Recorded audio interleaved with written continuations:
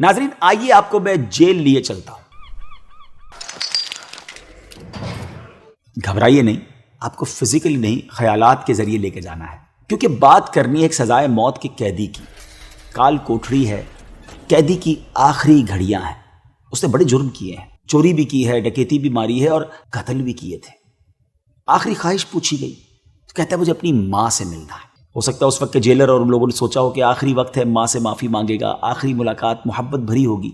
ماں کو بلایا گیا اور جب قیدی اور ماں کی ملاقات کروائی گئی تو ایک عجیب منظر لوگوں نے دیکھا کہ اس قیدی نے جھپٹ کر اپنی ماں پر حملہ کر دیا اور اپنی ماں کو زخمی کر دیا. لوگ بڑے حیران ہوئے، اسے لان تان کرنے لگے کہ تیرا آخری وقت آ گیا اور اس وقت تو اے بدبخت ماں سے معافی مانگی جاتی ہے، ماں سے دعا لی جاتی ہے، تم ماں پر ہی حملہ کر رہے ہو. وہ کہتا ہے کہ میں نے سب کچھ کیوں کیا؟ میں نے حملہ اس لیے کیا کہ میرے یہاں تک پہنچنے کی جو ذمہ دار ہے وہ میری ماں ہے. یقیناً اس نے درست نہیں کیا، لیکن اب ذرا بات سنیے گا اس قیدی کی. کہتا ہے جب میں اسکول میں تھا، چھوٹا بچہ تھا، تو اپنے کلاس فیلو کی کوئی چیز چوری کر کے لے آتا تھا. کبھی پینسل لے آتا تھا، کبھی ربڑ لے آتا تھا. میری ماں مجھے ڈانٹتی نہیں تھی، بعض اوقات تو مسکراتی تھی. مجھے حوصلہ ملا، میں نے محلے میں چوریاں کرنا شروع کی. گھر میں نیا نیا سامان آیا مگر مجھے کسی نے روکا نہیں. بڑھتے بڑھتے میں بڑا چور بنا، پھر ڈکیتوں کا گروہ جوائن کیا، پھر قتل بھی شروع کر دیے اور آج سزائے موت کا قیدی بن گیا. جو کچھ میں یہاں تک ہوں میری ماں کی وجہ سے. یہ بحث الگ ہے کہ ماں سے یہ برتاؤ بالکل نہیں کرنا چاہیے، لیکن سبق کیسا ہے؟ ہمارے بھی تو بچے ہیں. ایک بات یاد رکھیے گا، بچے ماں باپ سے ہی سیکھتے ہیں. جیسے ماں باپ ہوتے ہیں بچوں پر بڑا امپیکٹ پڑتا ہے. دیکھیں نا، جن گھروں میں نمازیں ہوتی ہیں، عبادتیں ہوتی ہیں، درود ہوتے ہیں، نعتیں ہوتی ہیں، تلاوت ہوتی ہے، بچے اسی سے اس کو ریپیٹ کر رہے ہوتے ہیں. ہم نے دیکھا ہے کہ چھوٹے چھوٹے بچے جب امی ابو کو یا دادا دادی کو نماز پڑھتے دیکھتے ہیں، وہ بھی ساتھ جا نماز پر کھڑے ہو جاتے ہیں. انہیں نماز پڑھنا آتی نہیں مگر وہ کاپی کرنے کی کوشش کرتے ہیں، کیونکہ گھر میں ماحول اچھا ہوتا ہے. اور جن گھروں میں لڑائی جھگڑے ہیں، گالی گلوچ ہے، بے حیائی کی باتیں ہیں، بعض اوقات وہ بچے باہر بھی اس طرح کی باتیں کرتے ہوئے نظر آ رہے ہوتے ہیں. اب آپ غور کر لیجئے کہ ہمیں اپنی اولاد کی تربیت کیسی کرنی ہے.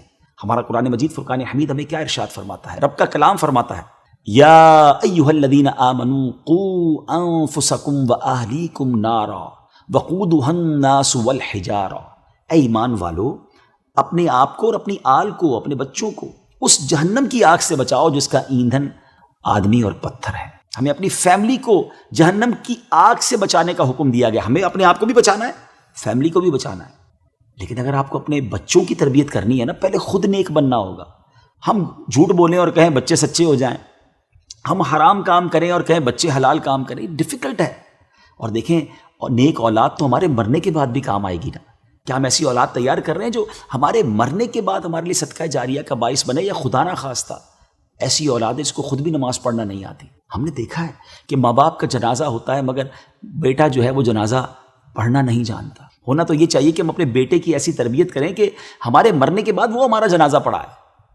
کاش ہم اپنی اولاد کی ایسی تربیت کریں کہ ہمارے مرنے کے بعد وہ ہمارے لیے صدقہ جاریہ کا باعث بنے. مگر اس کے لیے سب سے پہلے ہمیں خود نیک بننا ہوگا، اپنے گھر کے ماحول کو نیک بنانا ہوگا. دعوت اسلامی کے اس پیارے ماحول نے ہمارے لیے بڑی آسانیاں پیدا کر دی ہیں. اب بچوں کی اچھی تربیت کرنا چاہتے ہیں، بہت سارے ڈپارٹمنٹس ہیں. مدرسۃ المدینہ ہے جہاں قرآن حفظ و ناظرہ کروایا جاتا ہے. جامعۃ المدینہ ہے جہاں بچوں کو عالم بنایا جاتا ہے، بچیوں کو عالمہ بنایا جاتا ہے. دارالمدینہ ہے جہاں دنیاوی تعلیم کے ساتھ ساتھ دینی تعلیم دی جاتی ہے. اگر آپ بڑے ہو گئے ہیں اور آپ خود نیک بننا چاہتے ہیں تو دعوت اسلامی کے اجتماع موجود ہیں. مدنی قافلوں میں سفر کیجئے. اسلامی بہنیں ہیں تو اسلامی بہنوں کے اجتماع میں جائیں. پوری فیملی کی بیٹھ کے تربیت کرنا چاہتے ہیں تو مدنی چینل آپ کے لیے ہے. سب کچھ تو ہے. آگے بڑھیے، اپنی اچھی تربیت، اپنے بچوں کی اچھی تربیت کا اہتمام کیجئے، کیونکہ ہم سب نے مل کر جنت میں بھی تو جانا ہے نا. میں رب کریم سے دعا کرتا ہوں اللہ کریم ہمارے پورے گھرانے کو جنتی گھرانہ بنا دے. صلو علی الحبیب صلی اللہ تعالی علی محمد صلی اللہ علیہ وسلم.